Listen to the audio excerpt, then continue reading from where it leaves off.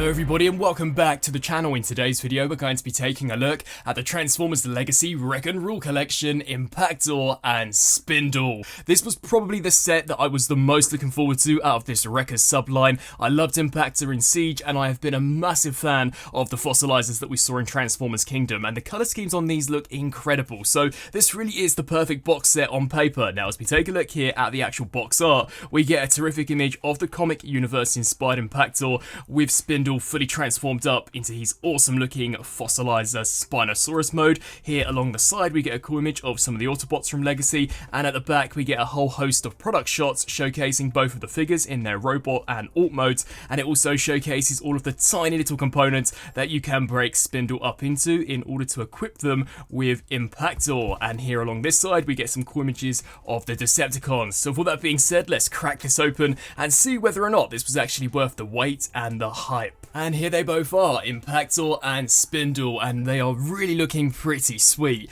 Now we'll touch base first of all with Impactor, just as he's probably the more straightforward out of the two. This guy's basically just a slight retool of the original version that we saw released way back in the Transformers Siege toy line, but I do think this is my favourite version out of the mould so far. So as we just take a closer look here at the details, he is sporting a brand new head sculpt, which I think looks fantastic. It's very Knight-esque in terms of design, really does appear as if though he's wearing some type of helmet, and I think the sculpt work for the face piece is just wicked. It almost has this skeletal bone structure vibe to it, which I just think makes him look super formidable. We also do get a brand new over-the-shoulder cannon, which is completely different when in comparison to the Siege counterpart, as you can actually detach the barrel section and I imagine peg on some blast effects or some of the weapons that he includes. And as we come around here to the chest piece, this too is also completely brand new, sporting the Wrecker Autobot insignia as well as some awesome metallic gold highlights here for these chest pegs. So yeah, that's looking really sweet, but for the rest of the figure it's exactly the same as the previous Impactor, although the sculpt work to begin with has always been by far one of my favourites for a deluxe. I love the sculpt work that we have here for the shoulders as well as there for the biceps. You can see this entire mid-chest piece also comes together very nicely. I like the yellow as well as the purple, and we've also got some darker purple highlights just to pick out some of the sharper details of the sculpt. And as we come down here to the lower section of the legs, once again I think the colour scheme looks great. Sadly he still does retain a lot of the hollowness that we saw first time round, but I guess it's nothing that a few gap fillers couldn't fix. But from a front-on perspective, the sculpt looks awesome, especially here for the knees. You can see some of that cybernetic detailing, and I think the foot design as well doesn't look too bad. And from a side perspective, he's a very clean, sleek looking figure. Just check out the backpack. There's so much detail going on for this, and the purple plastic they've used I think is probably the best shade that we've seen for an Impactor in a very, very long time. Now articulation wise, the head is on a ball joint, although to be fair is incredibly restricted due to the nature of the design, so we get a minimal range going up and down. It is merely just left to right that you're really going to be able to get that looking. We do get a full rotation here at the shoulder, hinge joint out to the side, rotation at the bicep, as well as a 90-degree bend there at the elbow. Sadly no form of wrist rotation, although surprisingly we do actually get a mid-cut here for the torso, which allows him to rotate the full 360. The hips can kick forwards that far, back to that far, as well as soft ratchet click out to the sides. We also do get a rotation here for the thigh, 90-degree bend there at the knee, and due to the way he's been designed, a very slight ankle rocker pivot, but to be honest, it starts to become more of the sculpt than an actual point of articulation due to the way it has basically been attached to the inside of this panel. But still, it allows you to put off some pretty sick looking poses, and due to transformation you can actually disengage this joint,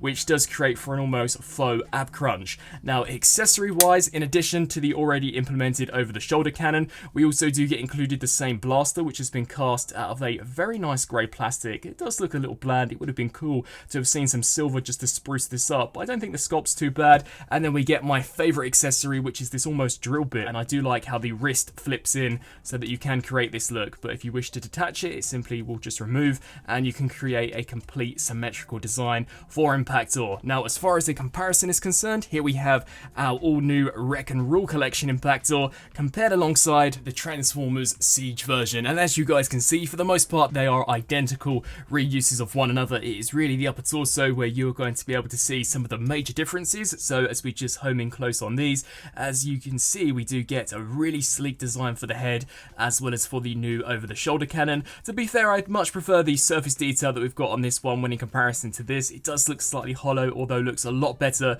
once we get him transformed up into the tank mode. And as far as the chest pieces go, I do prefer the version that we're seeing for the Wreck and Rule collection. This one was just slightly too boxy in terms of design, whereas this does actually have some depth to it. I really like how it sticks out. It just makes him look so much cooler, and that purple plastic I think is really what's selling it for me. I think he looks so much more vibrant and just a lot cooler in terms of a visual perspective. But I'd love to know down in the comment section below, out of the two designs for Impactor, which is your personal favourite? Do you like our new Wreck and Rule Legacy version or the original Transformers Siege release? Now we'll actually set Impactor here off to the side and not transform him yet, as I'll need him to showcase some of the fossilizer compatibility. And talking of fossilizer compatibility, here we have Spindle. Now this thing looks nuts. It looks bonkers and crazy, but that is the whole point about these fossilizers, and I think it's why I love them so much. This design is completely different from anything that we've so far seen in Legacy, and it just looks so cool. I actually think this is my favorite design for a fossilizer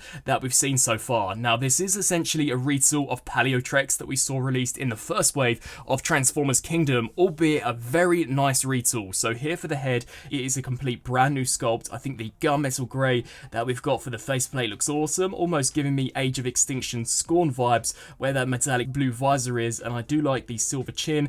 The head design is slightly strange. As you can see, he essentially has the entire top section of the Spinosaurus head sticking out to the side, but I think it's what just makes these look so barbaric and bonkers. The chest piece has also been completely retooled, so this is a brand new piece which is compatible with the other fossilizer set, which I haven't as of yet picked up, just as I'm not a massive fan of the Leadfoot, but I do think you can combine this with that figure. You can see, considering we're now dealing with a Spinosaur, we have this massive shoulder section, which I think looks awesome. The purple plastic, much like Impactor, just looks great, and this side has just been directly taken from Paleotrex. And as we come down here to the lower section of the torso, the tiny dino arms are brand new, but essentially everything else is just a repaint of Paleotrex, but not looking too bad at all. Now sadly, I do have a QC defect on my figure. Now I know the name of the game of these fossilizers is that they are supposed to be able to become detached, but the wrists just do not want to stay tabbed in at all. As you can see, they're on mushroom pegs and they're actually not intended to be removable, but both sides on mine just do not want to click into place. As you guys can see, the plastic is a little flimsy and rubbery, and they just continuously keep wanting to pop out of place, which does cause a lot of problems when simply rotating them or trying to get it to stand up when in that fossil mode. So that is something to watch out for and is slightly unfortunate. But articulation wise, we do get a rotation here at the head. I do kind of wish as if though this section could lock into place, as when you do pull the head forwards, it basically does just come straight over. So I do wish there was a way to fix that, but we do get a hinge joint going back and forth. The head can rotate left to right, full rotation here at the shoulder, hinge joint out to the side, basically the same rotation as you would expect on Paleotrex. So we get the rotation at the bicep, here at the elbow, hinge joint rotation at the wrist unless it decides to detach, full rotation here at the waist, the hips can kick forwards that far, back to that far, out to the side, and we also do get an ankle rocker pivot, but to be fair, the hinge joint is situated right above the knee, so it's quite an ugly cut. And then if he wants to stay in one piece, we also do get a hinge joint which can kick roughly to 90. So overall, in terms of design and colour,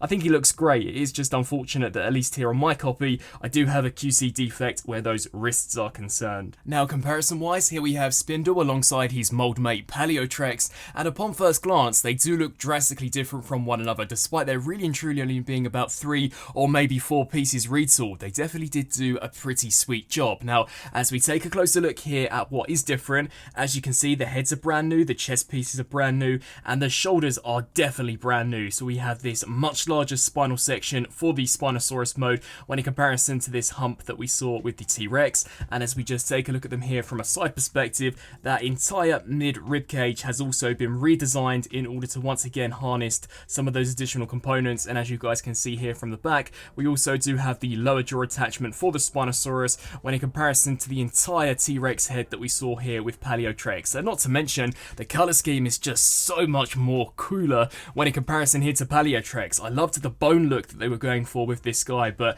there's just something about this nutty scheme that we're seeing here with Spindle which I think makes him pop and just adds such a wicked vibe to the character. Now combination wise, to start off, firstly you are going to want to take the head and essentially decapitate it from the torso, so also rip this entire section clean in half. What we can then do is just lift this section here up and over the head, set this off to the side, take the chest piece, detach that also and set it off to the side, as it is really these components which we're going to start transforming. You'll then want to detach the tail here from the back, split at the mid-torso. I believe this can stay in one piece. You are just going to want to take these sections and click them there into place, which you'll have to do for the dyno mode anyhow, and then we'll want to detach the arms and do the same here for this side.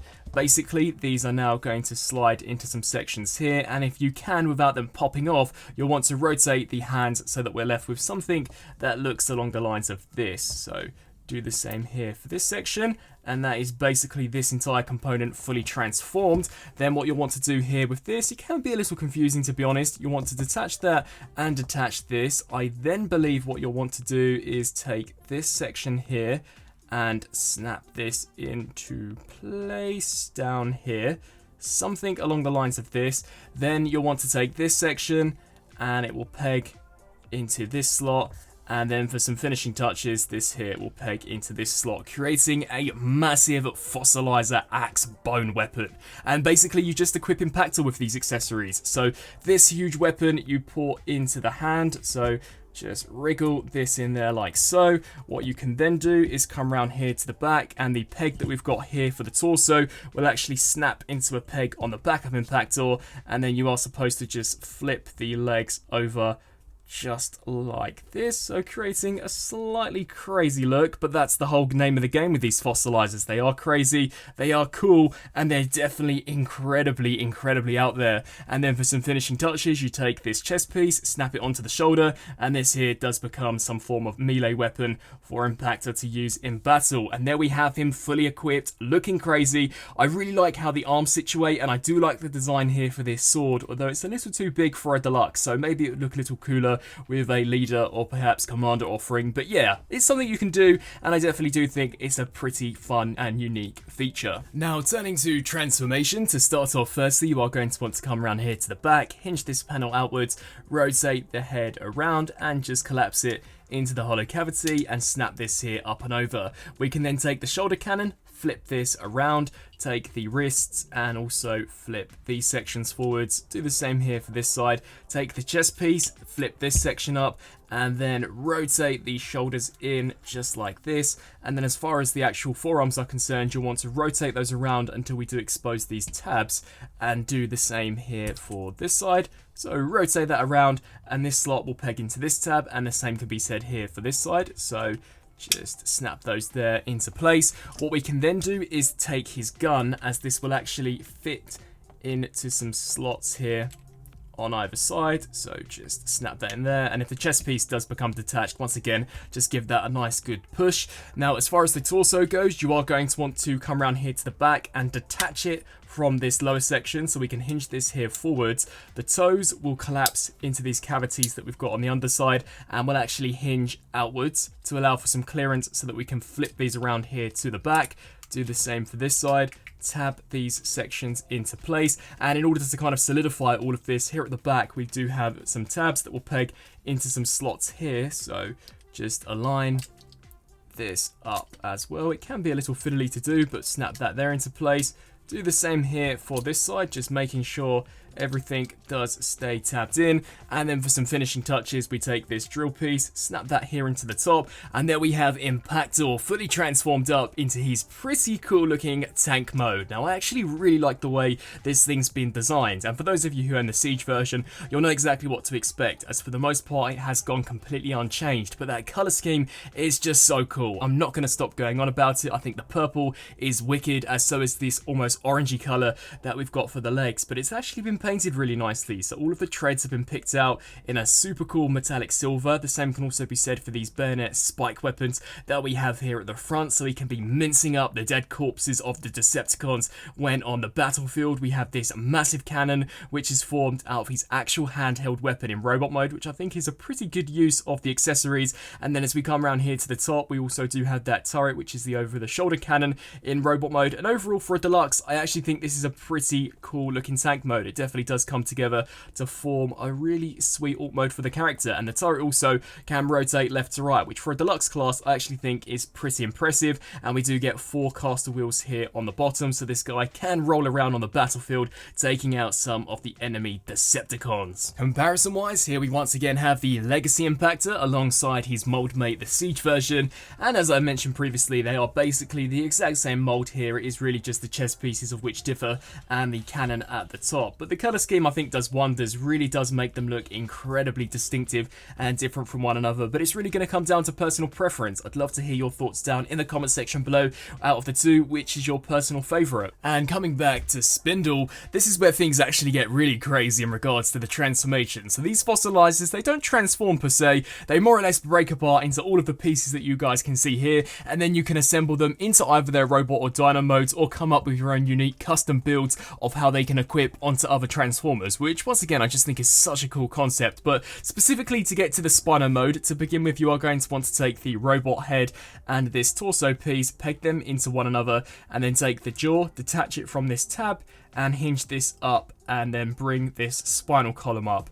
What we can then do is take this section, snap this here into place, and already you can see it's coming together to form a really cool looking dino. We can then bring in this piece and fold down the all new arms, and inside here there are a few slots. So as you can see, there is a slot there and also one here that will peg into some tabs here and here. So just align these up appropriately, shoot those in there, come around here to this side. I do believe this section is supposed to be rotated forward so that the peg is facing down, and then just snap that there into place. We can take the chest piece and this will snap into the rib cage, so just port that into there, and then take this section here, snap this into the rear so that we're actually forming the tail of the dino mode, which in itself also looks really cool. And then for some finishing touches, we do now have to form the legs. Now sadly, I'm probably going to get a lot of issues in regard to these, as the ankles sadly do just not want to stay tabbed on at all, but you will want to peg these here into these sections, hinge at this joint, and then just bend this down so that we can snap these in just like this.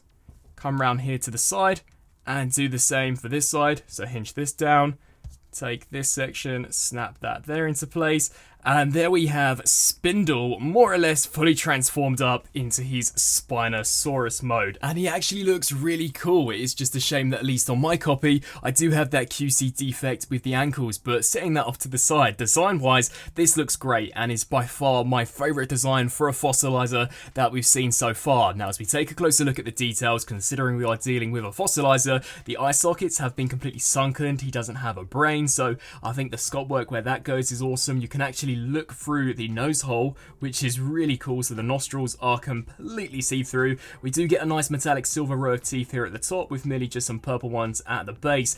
And the biggest design trait of a Spinosaurus is his massive spine, and that is exactly what they've sculpted here for this figure, and I just think it looks great. The attention to detail on that is awesome. I like how they have applied a gunmetal grey to the inside of the ribcage just to make it look hollowed out. That was something that we sadly didn't see, I want to say, on the Paleotrex version, but I'll be sure to bring it out for a comparison in just a second. And there is actually a fair amount of detail underneath this, so that's really cool to see. I do like the new arm sculpt. You can see the skeletal features that we have here for the claws, that all new and improved chest piece, the legs looking the same as what we saw for Paleotrex with that Wrecker's insignia there at the top.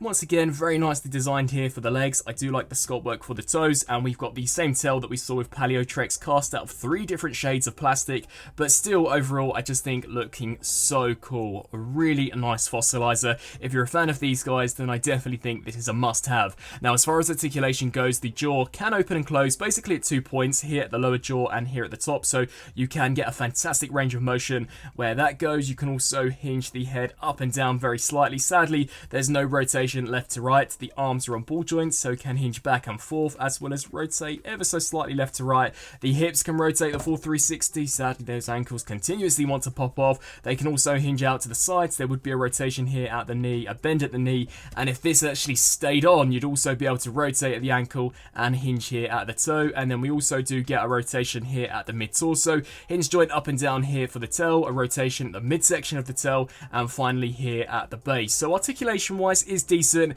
it's just such a shame that I do have that defect on the ankles on my copy. And here for a fossilizer comparison, we have Spindle the Spinosaurus compared next to Paleotrex the T-Rex. And to go back to my earlier point when in robot mode, for retools, I think the team over at Hasbro did a fantastic job. These guys look great and upon first glance really do look like completely different molds. Now the colour schemes also are drastically different. I do know there'll be some out there that would have much rather had seen a much more realistic bone motif like we're seeing with Paleotrex, but I think he pops a lot better when in comparison to Paleotrex. And here for a side-by-side perspective, they are basically exactly the same height, and considering this is basically a Autobot, a Wrecker, and this guy is a Predacon, much like in Jurassic Park 3, you could actually have these two go head to head.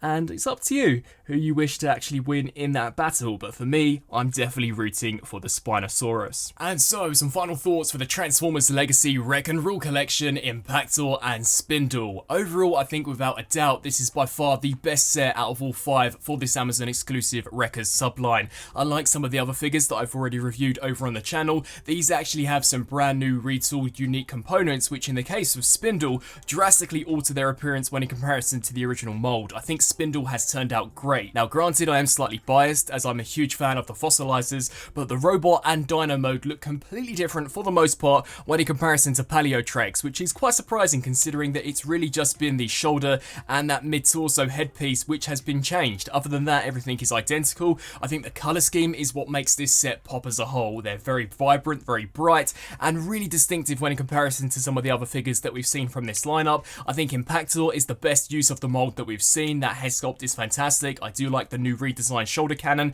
He has a great tank mode, a great robot mode, a very fun figure just in general, and I do really like the versatility of the fossilizers, and here with Spindle is no exception. I'm just so glad to see them once again carried over into Legacy, and that they weren't said and done once we concluded Kingdom. So if you're a fan of the fossilizers, you like the Impactor mold, then I really do think this is a good set to pick up if you're happy with the price point. Considering this is an Amazon exclusive, at least here in the UK, it does go for slightly more than what you would expect from 2 deluxe releases, but with all that said and done, I do think it is a decent set. I'd love to hear your thoughts down in the comment section below. Is this one you guys plan on adding to the collection? And if not, what other ones do you plan on getting? As always, I thank you all so much for watching, and until my next review, I'll see you then. Thanks for watching.